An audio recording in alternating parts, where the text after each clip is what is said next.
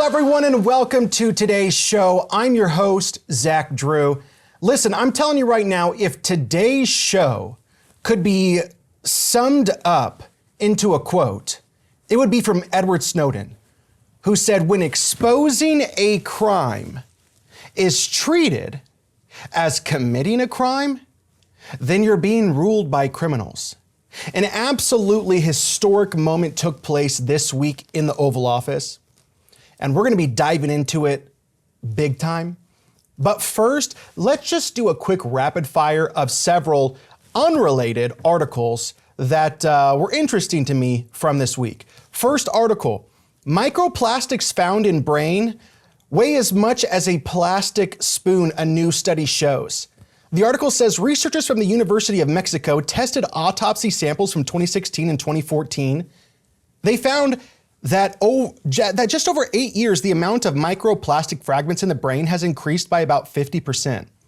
Brain samples from 2024 contained microplastics equal in weight to a plastic spoon. Why this is interesting, brains affected by dementia showed significantly higher concentrations of these plastic particles. To visualize the amount of microplastics in the brain, Campen held up a plastic spoon. Since the brain weighs about 1,400 grams, 3 pounds, having 5,000 micrograms of plastic per gram would amount to over 5 grams of plastic in total, roughly the weight of a plastic spoon.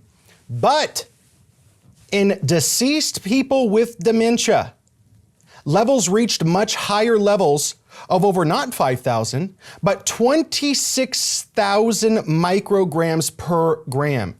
In the dementia samples, some particles were clumped together in areas with inflammation, raising concerns about a possible link between microplastics and brain tissue damage, according to the researchers.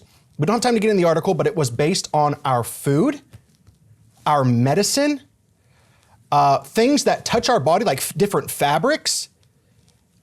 It was a really interesting article. Next interesting thing from this week, Trump instructs Treasury Secretary to stop minting pennies, citing wasteful spending. Quote from President Trump, "For far too long, the United States has minted pennies which literally cost us more than 2 cents. How hilarious is that? 1 penny worth 1 cent costs more than 2 cents to create. This is so wasteful. I have instructed my Secretary of the U.S. Treasury to stop producing new pennies. Let's rip the waste out of our great nation's budget, even if it's a penny at a time," Trump wrote on Truth Social. Next article, executive order. This is amazing. To create task force to fight anti-Christian bias. Charlie Kirk says no more students will be expelled from class for saying that Jesus is Lord. No more will we punish mothers for attending school board meetings because they are a part of a prayer group. No more will we monitor devout Catholics who attend Latin Mass. No more will we raid the homes of pro-life advocates who legally pray on sidewalks for the end of abortion. We will not tolerate that. President Trump says no more shutting down churches while keeping strip clubs open. Here is what President Trump had to say. To confront this weaponization and religious persecution, today I am signing an executive order for our Attorney General, who is a great person and will be an excellent Attorney General, Pam Bondi, to lead a brand new task force to eradicate anti-Christian bias. It's about time, isn't it? Anti-Christian bias. We are returning to our foundational roots, a nation established by people of faith. We are proudly defending our heritage by embracing the values of the Bible. Praise God for that. Praise God because we dodged a bullet on July 13th, literally. Next article, starting to bring me to my topic for today. Doge investigating feds whose net worth have exploded after Samantha Power bombshell. Democrats cry as liberal supply chains are wiped out and their favorite multi-billion-dollar money machine is shut down. Elon Musk, Doge team discovers FEMA spent $59 million last week on luxury hotels for illegals in New York City, violating the current law. Musk vows to recoup the funds. Trump administration files emergency motion to vacate Treasury's restraining order, asserts no court can sever presidential supervision mandated by Article 2. Blood in the water. DC is in total panic mode. On the Wednesday show on InfoWars, Alex Jones discussed how people in Washington, D.C. are searching for criminal defense attorneys at an all-time high as their crimes are being exposed by the Doge. Ahead of a Monday deadline, at least 65,000 federal workers have agreed to take buyouts so far, as Doge has gained access to at least 10 federal agencies. Now it's over 20. Trump signed an executive order this week, giving even more teeth to Doge to root out more waste, fraud, and abuse. Let's dive into it. Trump gives Elon Musk's Doge more power to make the federal workforce more efficient and effective.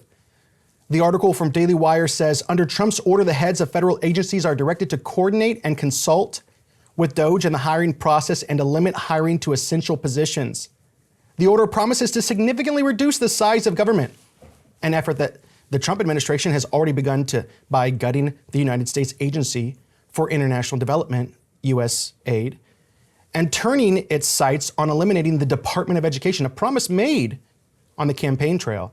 Musk and his team at Doge have already looked into nearly 20 agencies, identifying spending cuts and suggesting complete program overhauls, the New York Times reported.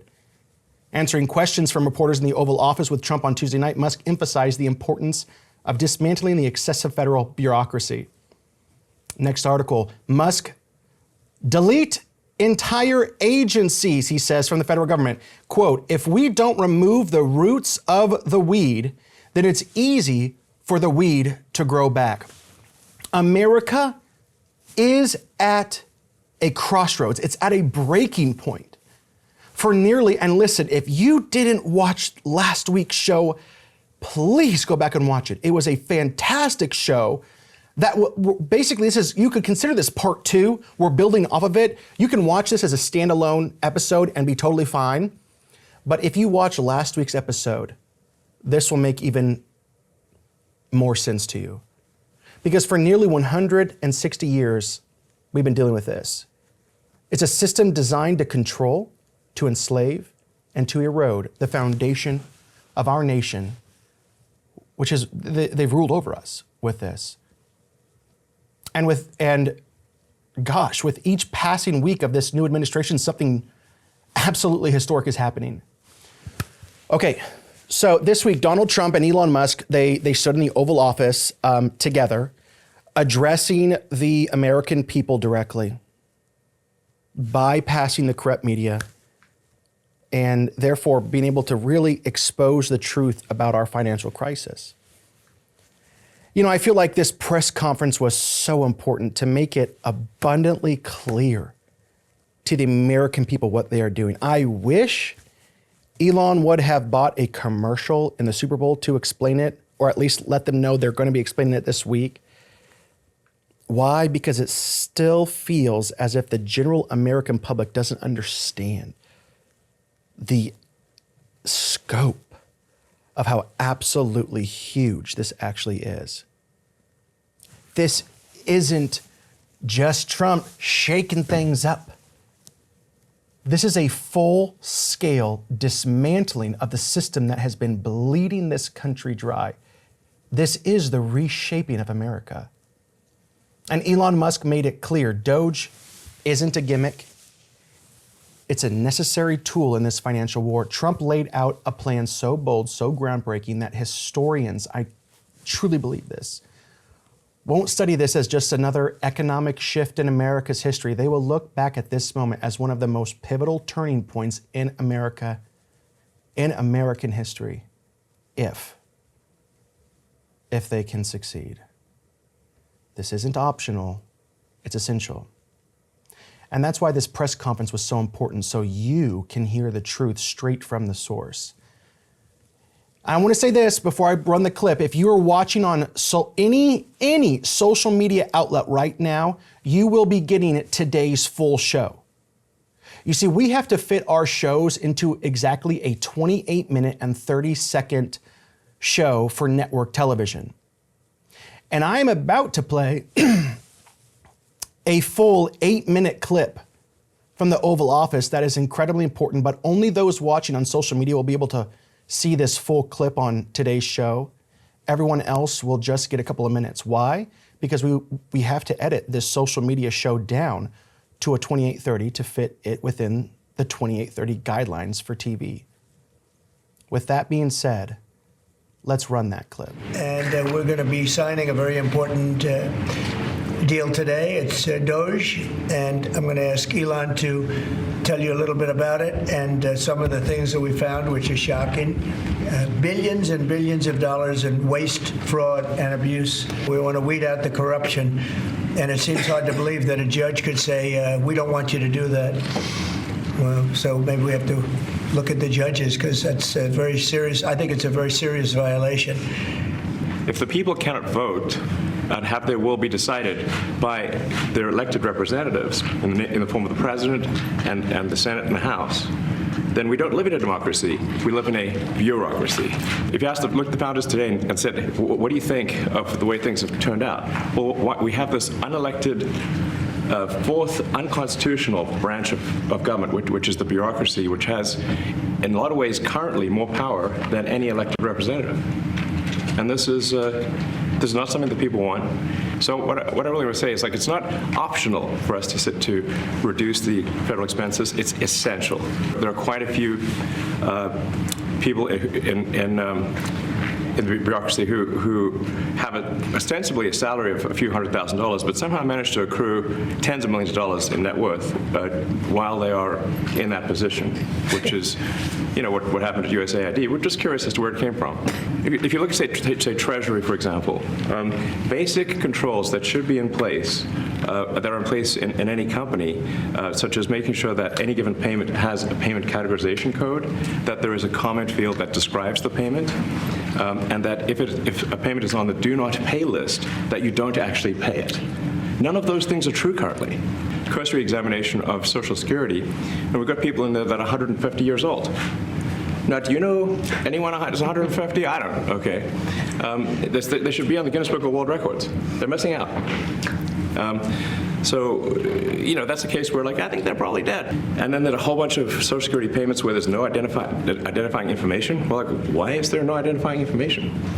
Obviously, we want to make sure that people who deserve to receive Social Security do receive it, and that they receive it quickly and accurately. I'll tell you another crazy thing. So, one of the things is, we are trying to sort of right-size the federal bureaucracy, just make sure that this, obviously there need to be a lot of people working for the federal government, but not as many as currently.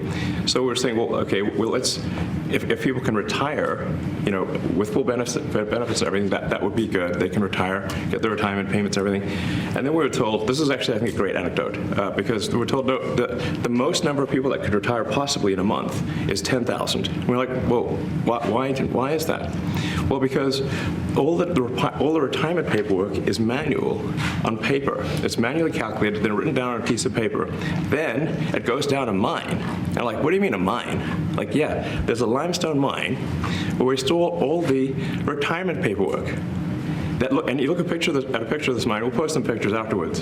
And this mine looks like something out of the 50s because it was started in 1955. At a high level, if you say, how do we increase prosperity, is we get people to shift from roles that are low to negative productivity to high productivity roles.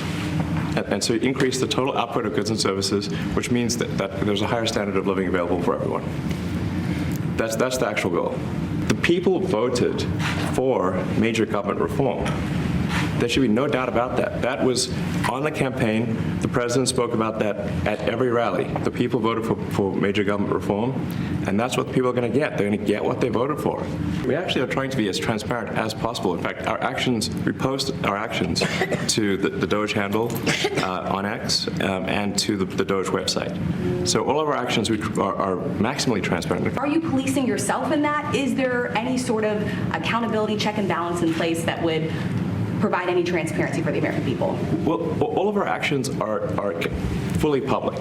So if you see anything, you say, wait a second, hey, that seems like maybe that's, there's a conflict there. It's not like people are going to be shy about saying that. They'll say it immediately. Including you yourself. Yes. But transparency is what builds trust, not simply somebody asserting trust. So not somebody saying they're trustworthy, but transparency, so you can see everything that's going on. Tens of billions of dollars that we've already found. And now a judge who's an activist judge wants to try and stop us from doing this. Why? Why would they want to do that? I campaigned on this. I campaigned on the fact that I said government is corrupt. And it is very corrupt. It's very, very, it's also foolish. As an example, a man has a contract for 3 months and the contract ends, but they keep paying him for the next 20 years, because nobody ends a contract. You get a lot of that. And when you get down to it, it's going to be probably close to $1 trillion. It could be close to $1 trillion that we're going to find. We have a case in New York where a hotel has paid $59 million, $59 million because it's housing migrants, illegal migrants. All illegal, I believe. And they were being paid twice the normal room rate at 100% occupancy. Unbelievable. So it's a racket. Yeah. I fully expect to be scrutinized and get a daily proctology exam, basically. Might as well just camp out there. I know this. We're finding tremendous fraud and tremendous abuse. If I need a vote of Congress to find fraud and abuse, it's fine with me. I think we'll get the vote, although there'll be some people that wouldn't vote. And how could a judge want to hold us back from finding all of this fraud and finding all of this incompetence? Why would that happen? Why would even Congress want to do that? Now, Congress, if we do need a vote, I think we'd get a very easy vote because we have a track record now. We've already found billions of dollars of abuse, incompetence, and corruption. A lot of corruption. If a judge does block one of your policies, part of your agenda, will you abide by that ruling? Will you comply? Well, I always abide by the courts, and then I'll have to appeal it. But then what he's done is he slowed down the momentum, and it gives crooked people more time to cover up the books. If a person's crooked and they get caught, other people see that, and all of a sudden it becomes harder later on. So, the answer is I always abide by the courts, always abide by them, and will appeal. But appeals take a long time, and I would hope that a judge, if you go into a judge and you show him, here's a corrupt situation, we have a check to be sent, but we found it to be corrupt. Do you want us to send this corrupt check to a person, or do you want us not to give it and give it back to the taxpayer? I would hope a judge would say, don't send it, give it back to the taxpayer. Yeah, with support of the president, we can cut the budget deficit in half from $2 trillion to $1 trillion, and then with deregulation, because there's a lot of sort of regulations that don't ultimately serve the public good. We need to free the builders of America to build. And if we do that, that means I think we can get the economic growth to be maybe 3-4%, maybe 5%. And that means if you can get $1 trillion of economic growth and you can cut the budget deficit by $1 trillion, between now and next year, there is no inflation. There's no inflation at 26. And if the government is not borrowing as much, it means that interest costs decline. So everyone's, the mortgage, their car payment, their credit card bills, anything, their student debt, the monthly payments drop. That's a fantastic scenario. Such an important press conference, laying the foundation for what is taking place in America right now. I want to read this article to you because I thought it was fascinating once again. I thought it was very creative. It says, Wayne Root, President Trump, Elon Musk, and Doge are superheroes. Here is a creative 3-part proposal for Elon that will supercharge Doge 1,000 times 1,000. Read this with me and tell me you don't absolutely love this idea. I feel like it's genius. It's from the Gateway Pundit. Now to my 3 ideas to speed this process along. First idea, 3 points. First, use Elon's wealth. He's the richest man in the world. He's worth over 400, it says 400 billion, but he's worth over 400 billion and counting. What's 1 billion to Elon? That's like me taking a $20 out of my wallet. Elon should offer a $1 billion award. This will capture the attention and imagination of the whole country and the whole world. This $1 billion pool of reward money will go to all the people who come forward to rat out the government theft, fraud, looting, waste, and bribery. This will dramatically speed up the discovery. Greed will motivate thousands of people to come forward to report these crimes. Point 2, second, offer amnesty and immunity to the criminals themselves if they turn themselves in now and confess and hand over what they've stolen and rat out all the others involved. They get immunity, no prison, no fines, and they get a part of the reward money for every dollar the government claws back based on their tip and or testimony. So come forward, because if we have to come get you, you'll spend decades in prison and lose everything. Third point, don't just investigate government spending, go straight to the source. Hire teams of our young MIT geniuses and coders and forensic accountants to investigate every member of Congress and every agency head who is a multi-millionaire. Now let's change a little bit the direction right now, because this was something that was troubling me this week. If he's successful at all of this, how could we fix this long term? Once the corruption is exposed and then the fat is cut off, how do we continue this? How do we prevent another leftist administration coming in and just reversing it?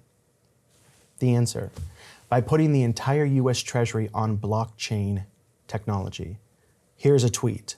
Elon Musk, career Treasury officials are breaking the law every hour of every day by approving payments that are fraudulent or do not match the funding laws passed by Congress. This needs to stop now. Mario Nawfal responded, should the Treasury be put on the blockchain so this doesn't happen? Elon Musk says yes, emphatically, with an exclamation mark. Andrew, go ahead and put this on the screen. Why America needs to put the US Treasury on blockchain now. Imagine this. And if you've watched my shows over the year, you know exactly what blockchain is. It's essentially a digital ledger that cannot be hacked. Until quantum computing, I suppose. But that's another topic. Bitcoin, cryptocurrencies, all operate on a blockchain technology. You know every single place that Bitcoin has ever traveled, and it cannot be changed and edited in any way. It's a forever digital ledger of every move it's ever made. So imagine this, every single dollar of your hard-earned money, every cent the government takes from you is recorded, tracked, and fully transparent. No more shady backroom deals, no more missing trillions, no more bloated budgets hiding corruption in layers of bureaucracy. That's exactly what blockchain technology could do to our federal government. So let me ask you something. If our elected officials truly work for us, then why on earth shouldn't we know exactly where our money is going? And if they claim this is unreasonable, what are they hiding? We elected these officials to represent us, our values, our interests, our future. They stand in the gap on our behalf. Yet we're supposed to accept blind trust while they squander trillions? No way. No. Government transparency is not radical, it's common sense. And when they resist, it's an obvious sign they're hiding something.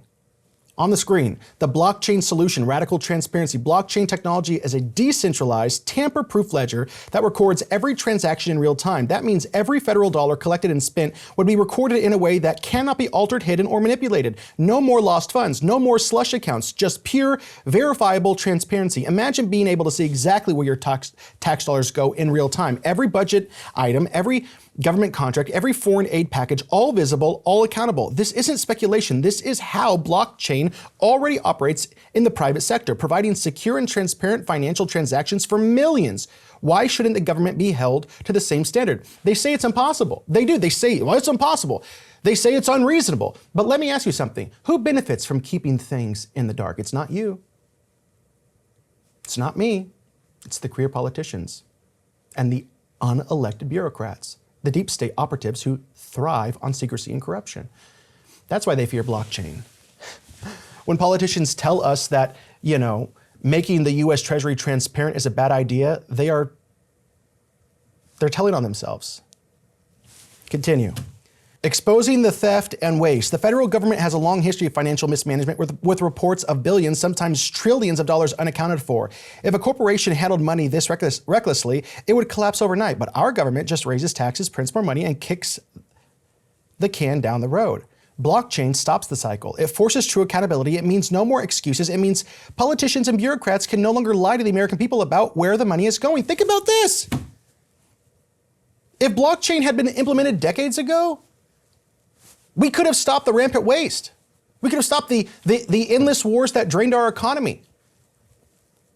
The trillions funneled into foreign governments while Americans struggle. But here's the key. If they resist now, they are showing us exactly where the corruption is. Don't you just love it?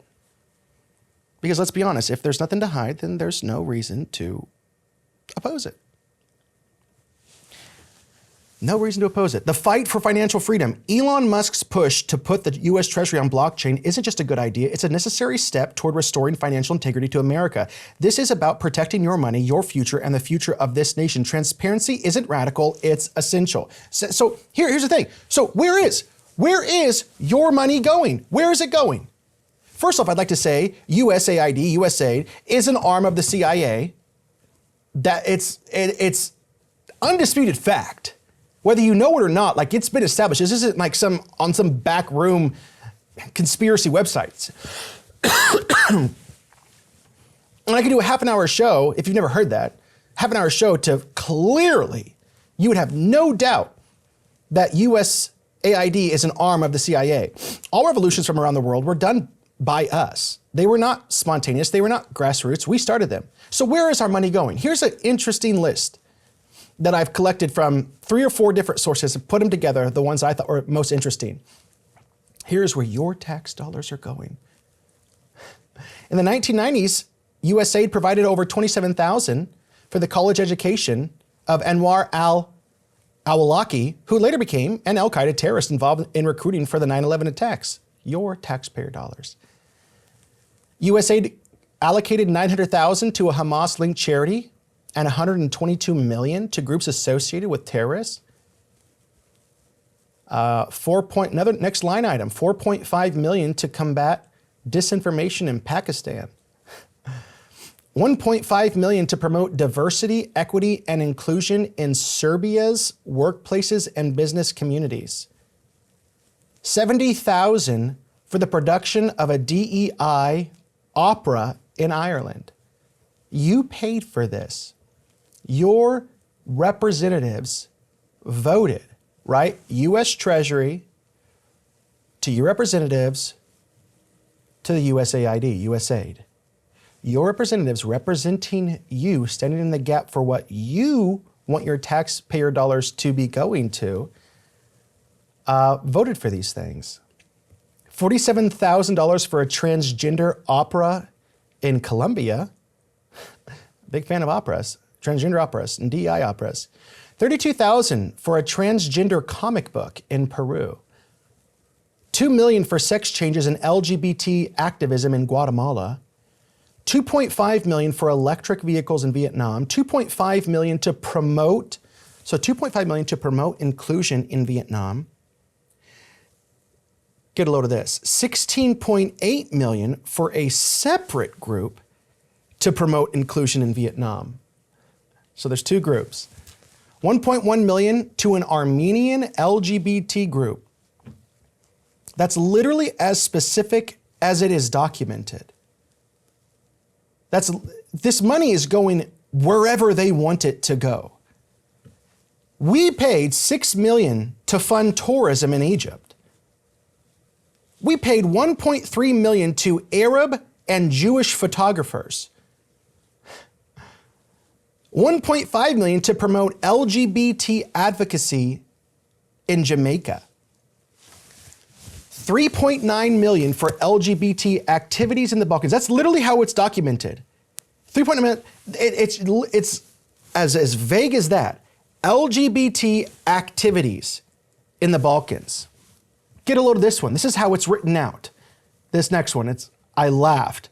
$6.3 million for men who have sex with men in South Africa. I heard one commentator say, okay, well, everybody to the town square, if you're a man who has had sex with another man, please raise your hand. We've got some money for you. Your taxpayer dollars. $50 million to fund condoms in Gaza. $1.5 million for art for inclusion of people with disabilities. I don't even know what that is. Like, what does that even mean? $1.5 million for art for inclusion of people with disabilities. $6 million to transform digital spaces to reflect feminist democratic principles. $2.1 million to help the BBC across the pond, $2.1 million to help BBC value the diversity of Libyan society. And the Democrats are defending this. People are angry. Angry, so angry at Elon Musk for finding government waste. They're angry at Elon Musk for finding government waste. This is something that we all should want. It's our money. It's our money that is being wasted. Once again, I started the show by saying if this show could be summed up in a quote, it'd be from Edward Snowden. When exposing a crime is treated as committing a crime, then you're being ruled by criminals. America is at a crossroads. And the battle we face is not just political, it is spiritual. It's Ephesians 5:11. Says, have nothing to do with the fruitless deeds of darkness, but rather expose them. And that's exactly what's happening right now. But exposure alone isn't enough. This nation, and I don't know what it's going to take for this to take place, this nation must turn back to God. Not just in policies and, different law, but in our hearts. Why do I say that? Because Psalms 127 says, unless the Lord builds the house, the builders labor in vain. So a lot of amazing things are taking place right now. Will we succeed? I don't know. But no amount of reform will save America if we continue to reject the very foundation that made us strong. The choice is clear. Return to righteousness or watch corruption tighten its grip once again. I am out of time for today's program. I want to say this. If you've made it this far, I know you enjoy the show. And if you enjoy the show, I would encourage you to contribute to our needs. Because we do not have product, we are not sponsored. We can continue every week, and we pay for this whole operation, airtime, editing, closed captioning, web developer fees, it all through your donations. Please go to ZachDrewShow.com and click that bright orange donate button. And once you're there, you have two payment options. You can either donate through Tithely, which is a Christian online payment platform, or you can donate through PayPal. You can also write us at Zach Drew Show, P.O. Box 797, Decatur, Illinois 62525. Please consider giving a generous gift or becoming a monthly recurring partner. We need that. Hey, I'll see y'all next week.